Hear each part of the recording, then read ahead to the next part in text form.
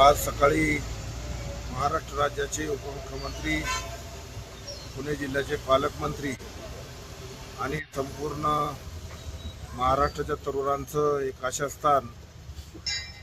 आणि राष्ट्रवादी काँग्रेस पक्षाचे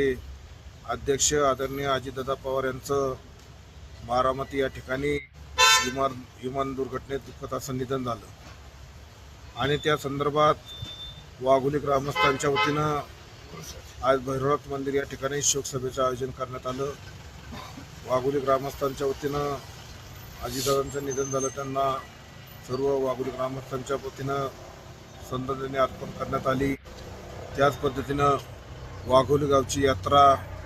ही आजपासून सुरू होणार होती। आजपासून वाघोली गावच्या भैरवनाथ देवाच्या यात्रेनिमित्त बैलगाड्याच्या स्पर्धेला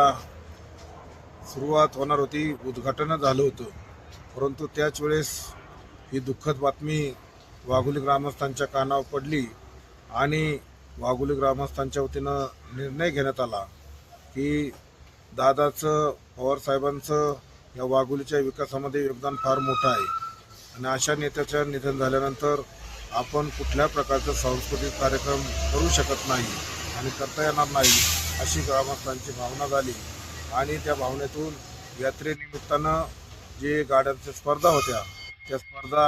रद्द करण्यात आलेल्या आहे आणि श्री भैरवनाथ देवाची यात्रा 1 आणि 2 तारखेला होणार होती। त्या यात्रेमध्ये जे धार्मिक कार्यक्रम आहे की अभिषेक आसन किंवा छबिनासन, पालखी आसन, हे धार्मिक कार्यक्रम नित्यनेमाने सालाबादप्रमाणे होणार आहे, परंतु दारेकोळाचा कार्यक्रम, छबिनाचा कार्यक्रम, कुस्त्याचा आखाडा, तमाशाचा कार्यक्रम, हे सर्व सांस्कृतिक कार्यक्रम ग्रामस्थांनी आणि भैरवनाथ देवस्थान ट्रस्टने एकमतानं निर्णय घेऊन हे सर्व कार्यक्रम रद्द करण्यात आलेले आहे। त्यामध्ये बैलगाडीच्या स्पर्धा बी असतील, हे सर्व कार्यक्रम रद्द करण्यात आलेले आहे आणि हे कार्यक्रम रद्द करून सर्वांना त्या पद्धतीनं ग्रामस्थांना सूचना देण्यात येणार आहे आणि अजितदादाच्या पवार परिवाराच्या दुःखामध्ये संपूर्ण वाघोली गाव सामील झालेलं आहे।